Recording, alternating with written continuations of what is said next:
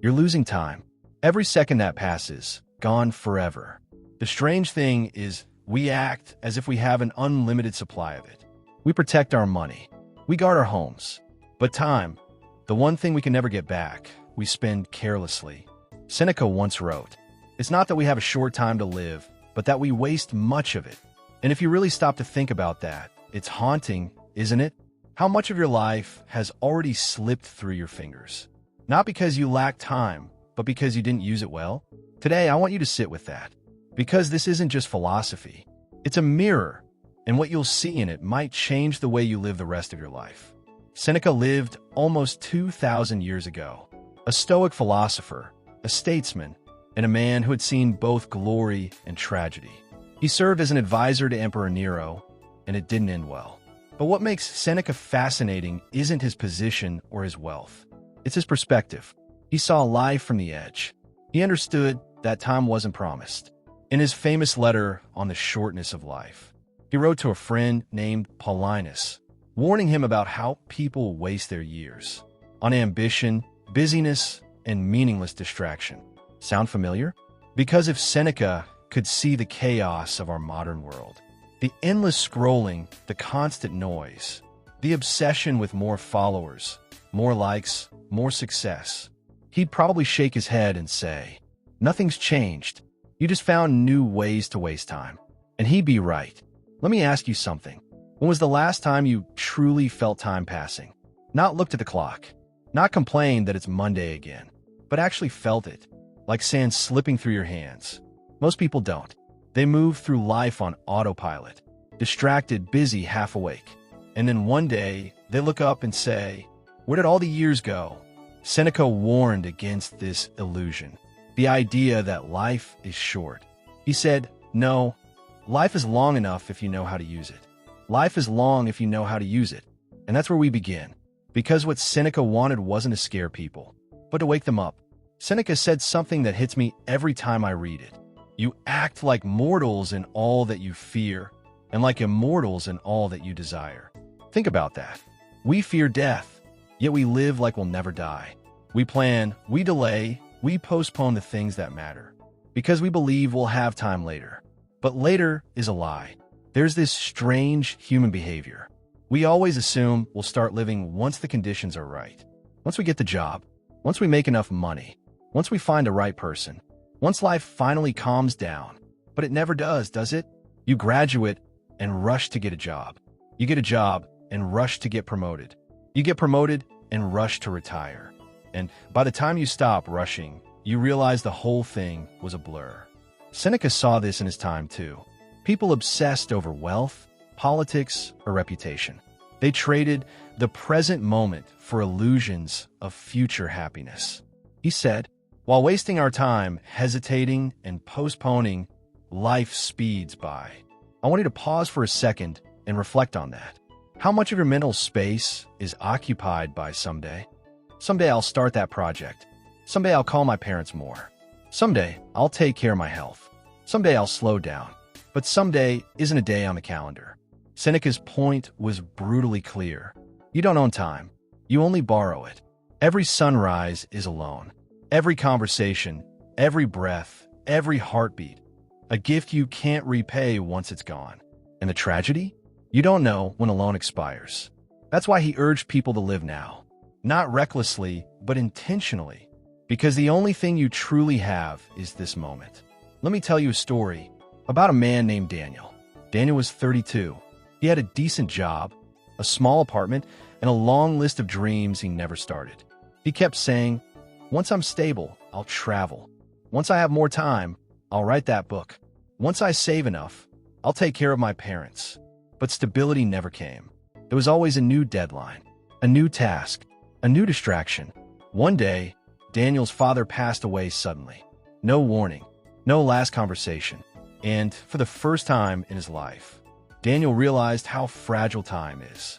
He said later, "It wasn't that I didn't love my dad. I just thought I'd always have tomorrow." But tomorrow never came. That's what Seneca meant.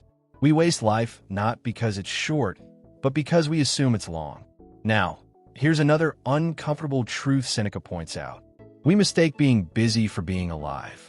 He said, People are frugal in guarding their personal property, but as soon as it comes to squandering time, they're most wasteful of the one thing in which it is right to be stingy. We protect our possessions, but let anyone steal our time. How many times have you said yes to something you didn't really want to do, just to please others? How often do you scroll for hours, consuming content you don't even care about? That's time theft, and you're the thief and the victim. Seneca called it the greatest loss of life. Not dying early, but living distracted. Let that sink in. Imagine if every minute you wasted on meaningless things was a coin from your limited wallet of life. Would you spend them differently? Most people don't realize it until they're bankrupt. Not financially, but spiritually. The Stoics saw busyness as a form of laziness. Not physical laziness, but mental. The kind that avoids reflection because it's uncomfortable. Because if you stop long enough to think, you might realize how much time you've wasted. And that realization hurts. So we fill our days with noise, meetings, notifications, endless content, to avoid confronting the silence. But it's in silence that we meet ourselves. And that's exactly where Seneca wanted us to go. Let's take a moment. Close your eyes if you can. Think about the last 7 days. Where did your time go? Not just your hours, but your attention, your energy. How much of it went to things that actually mattered? And how much of it disappeared into noise? If that question makes you uncomfortable, good. That's awareness. And awareness is where change begins. Seneca believed time was sacred, but he didn't say you have to work nonstop or live like a monk. He said you should use your time in ways that align with your soul. He wrote, "You must not think a man has lived long because he has white hair and wrinkles. He has not lived long, only existed long. Existing is easy. Living, truly living, takes courage." So what does it mean to use time well? Seneca gave us 3 guiding principles. Keycap 1, spend time on self-examination. Know who you are and what you stand for. Keycap 2, spend time on meaningful work, not busy work. Keycap 3, spend time with people who nourish your spirit. He called philosophy the study of how to live. Not an academic exercise, but a daily practice. Every reflection, every pause, every choice was a chance to live wisely. He said, "It is not that we have little time, but more that we waste much of it." That line is often quoted, but rarely understood. Because wasting time isn't just about procrastination. It's about living without awareness. It's about being present physically, but absent mentally. It's the slow leak of the soul, unnoticed until it's too late. There was once a wealthy Roman senator who asked Seneca, "How can I live longer?" Seneca replied, "Live better." The man didn't understand. He thought wealth could buy him health, leisure, even legacy. But Seneca told him, "You measure life by years, I measure it by use." And that's the shift. You can live 80 years and still not live. Or you can live 30 years deeply, fully, consciously, and experience a lifetime. So ask yourself, are you measuring your life by years or by use? We explored how Seneca saw time, not as something to be managed, but as something sacred. We talked about how people waste life in busyness, how they live for someday instead of now, and how true living requires intention. But Seneca didn't just point out the problem, he offered a way out. And that's what we're diving into next. How to reclaim your time, how to pull your mind out of distraction, and finally start living instead of existing. So take a breath. Let's go deeper. If Seneca were alive today, he'd look around and probably say, "You have every tool for freedom, and yet you're slaves to noise." He wrote, "To be everywhere is to be nowhere." And that was 2,000 years before smartphones. Let that line sit for a moment. To be everywhere is to be nowhere. That's our world now, isn't it? 1,000 tabs open, 1,000 half-finished thoughts, 1,000 half-lived moments. You're checking your phone during meals, scrolling while talking to loved ones, thinking of tomorrow while sitting in today. You're everywhere, except here. Seneca saw this same pattern in the Roman elite. They rushed from one event to another, seeking stimulation, banquets, politics, gossip, anything to avoid stillness. Sound familiar? He said, "No one will bring back the years. no one will restore you to yourself. That's the real cost of distraction. Not missed tasks, but missed life.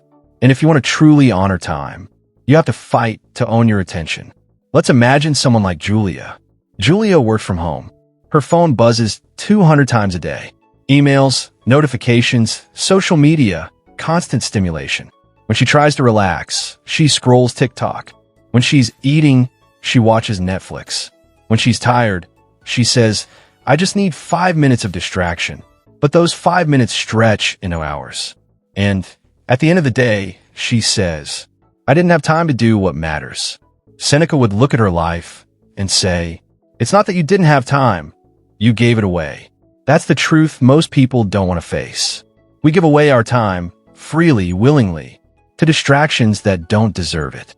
Seneca believed every day should be lived as a complete life, a small masterpiece. He wrote, begin at once to live, and count each separate day as a separate life. Imagine waking up and thinking, this is my whole life contained in this day. How differently would you live? Would you waste your morning scrolling? Would you let arguments ruin your mood? Would you spend hours comparing yourself to others online? Probably not, because you'd realize this is it. Today isn't a rehearsal. It's your life in miniature. So how do you practice this? Let's go step by step, the Stoic way. My clapperboard, step 1, create sacred boundaries. Seneca didn't use the term boundaries, but he lived by them. He structured his mornings for reflection, not chaos. He'd write, read, or think before engaging with the world. If you check your phone before you check your thoughts, you're giving your mind away to the world before you've claimed it for yourself. So, here's a Stoic-inspired ritual. Keycap 1, when you wake up, stay silent for 5 minutes. Keycap 2, ask yourself, what kind of person do I want to be today? Keycap 3, then, write one sentence in a journal. Just one. That small act centers you. It reminds you that you own your time, not the other way around. No person hands out their money to passersby, but to how many do each of us hand out our lives? He meant, every time you say yes to something meaningless, you say no to something that matters. We don't realize it, but time is a trade. Every yes is a withdrawal from your life's account. So be stingy. Be protective. Say no to what doesn't align with your values. You'll disappoint people, but you'll stop disappointing yourself. Marcus Aurelius did this too. Each night, he'd sit and reflect. What did I do well today? What did I do poorly? What can I do better tomorrow? Seneca wrote that philosophy wasn't something you studied. It was something you practiced daily. You don't need hours. You need intention. 5 minutes of reflection is worth more than 5 hours of distraction, because reflection turns time into wisdom. Here's something that might sound strange. Seneca believed the slower you live, the fuller your life becomes. He said, life is long enough, and it has been given in sufficient measure to allow the accomplishment of the very greatest things, if the whole of it is well invested. Think about how people live now. Always rushing, always multitasking, always chasing the next goal. And yet, they feel like they're running out of time. That's the paradox. When you rush, time shrinks. When you slow down, it expands. Because rushing isn't speed, it's anxiety in motion. It's the illusion of progress without presence. Seneca warned that people hurry to live, as if life is a race with a finish line worth reaching faster. But what if the finish line is death? Why would you want to arrive there sooner? So slow down. When you eat, taste the food. When you walk, feel your breath. When you speak to someone, listen. You're not wasting time by slowing down. You're reclaiming it. Seneca didn't shy away from death. He faced it constantly. He said, let us prepare our minds as if we'd come to the end of life. Let us postpone nothing. That wasn't meant to be morbid. It was meant to wake people up. When you remember death, you stop wasting life. Memento mori. Remember that you will die. It's not meant to scare you. It's meant to free you. Because once you accept that time is limited, you stop living like you have infinite tomorrows. You start saying what you mean, doing what matters, loving without hesitation. Seneca wrote that the person who learns to die has unlearned slavery, because nothing can scare them anymore. That's what time awareness does. It liberates you. So let's make this real. Here's your 7-day Stoic time challenge. Day 1. Audit your time.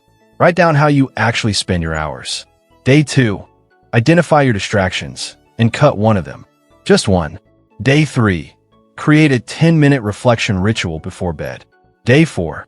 Spend a day without multitasking. Focus on one task at a time. Day 5. Practice gratitude. Write 3 things you're thankful for. Day 6. Say no to one thing that doesn't align with your priorities. Day 7. Spend 1 hour in silence. No phone, no music, just presence. At the end of the week, look back. You'll realize you didn't just manage time. You experienced it. You and I, we're not that different from Seneca. We're all fighting the same battle. Against distraction, against delay, against time itself. But the victory isn't about controlling time.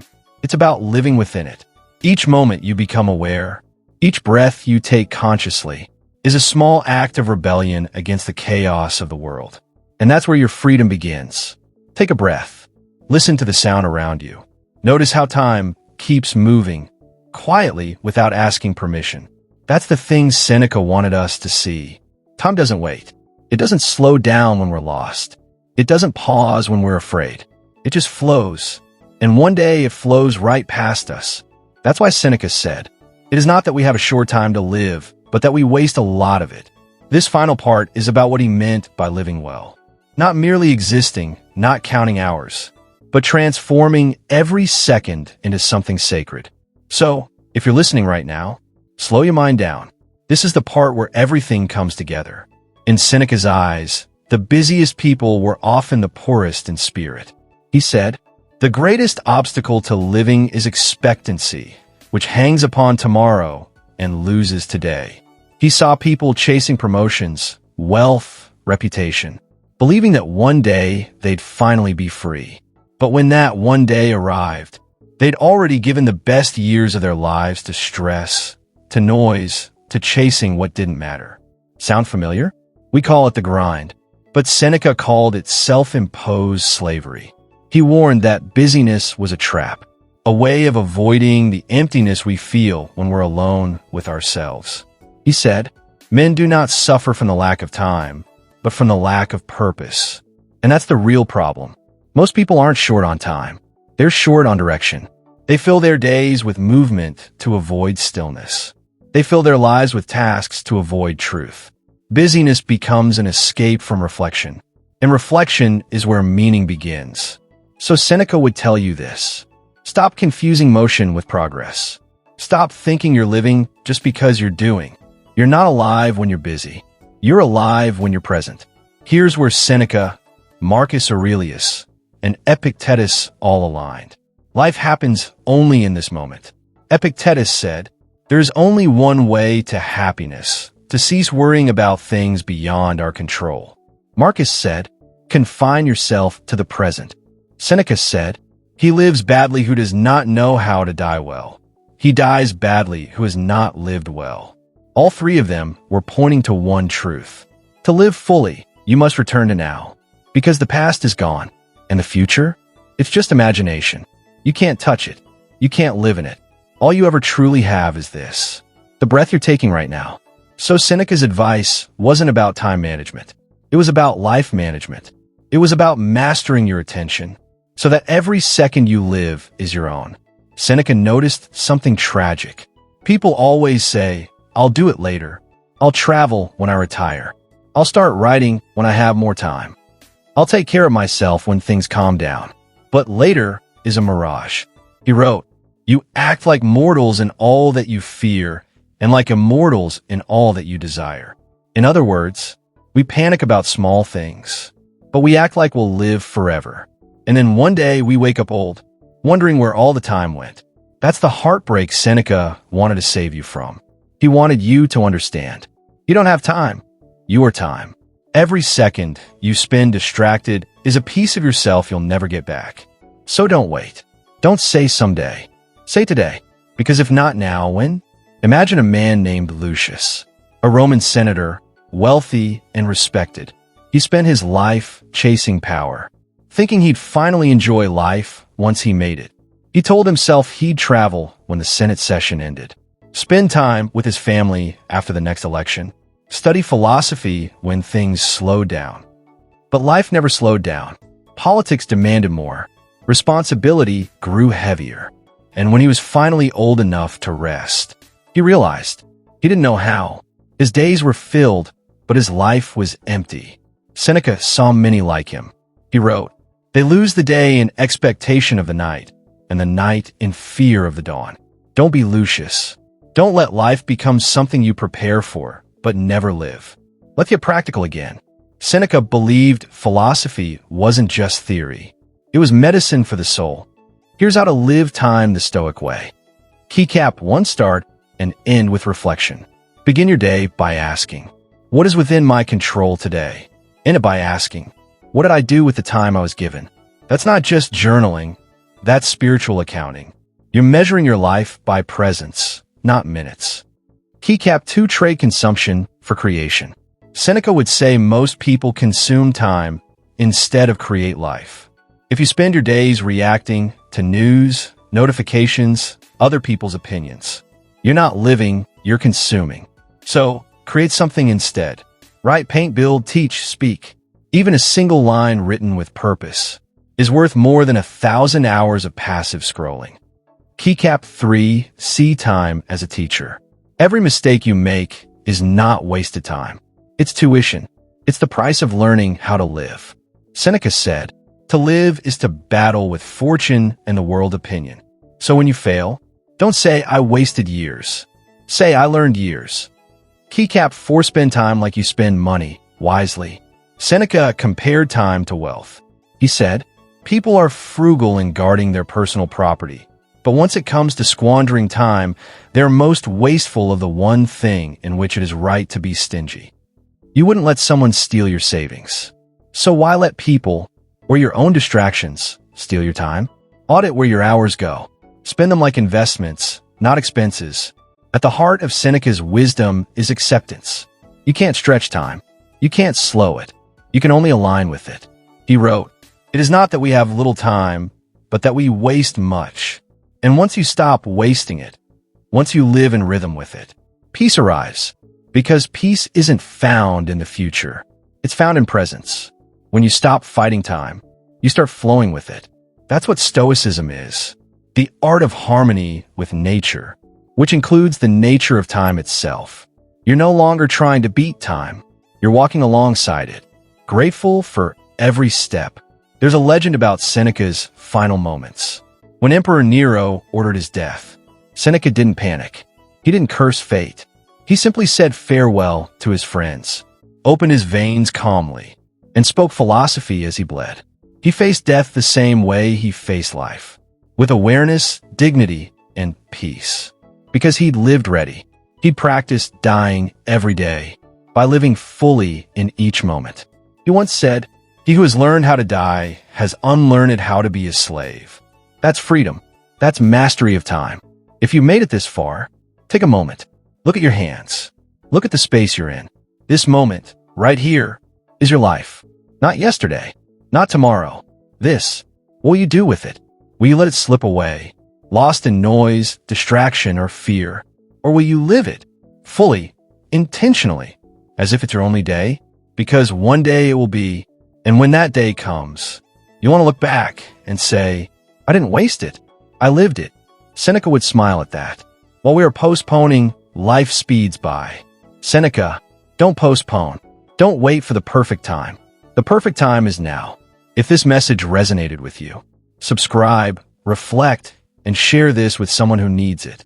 And tonight, when you close your eyes, ask yourself one simple question. How did I spend the gift of today? Because time is the most honest mirror. It shows us not who we think we are, but who we choose to be moment by moment.